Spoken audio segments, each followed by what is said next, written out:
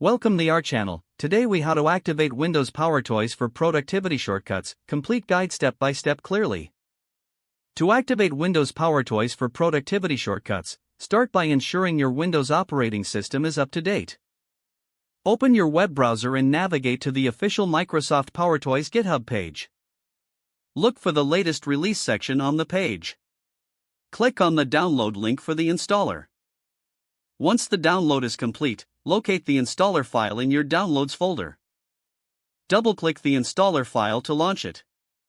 Follow the prompts in the installation wizard. Accept the license agreement and click Install. Once the installation is complete, click Finish to exit the wizard. Now, search for PowerToys in the Windows Start menu. Click on the PowerToys application to open it.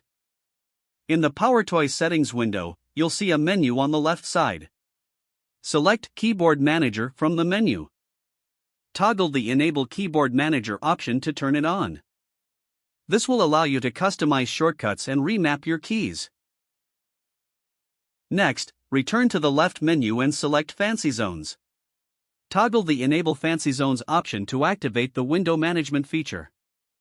Click on Edit Zones to configure how you want your windows to snap.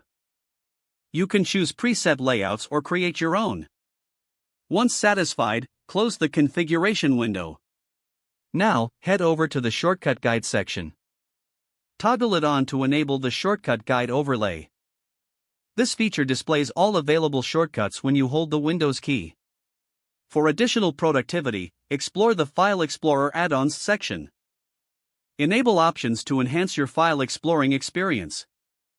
This tool allows you to quickly grab color values from anywhere on your screen. Now that you have activated PowerToys, familiarize yourself with each feature. Take some time to experiment with the shortcuts and customization options. These tools will greatly enhance your productivity and efficiency.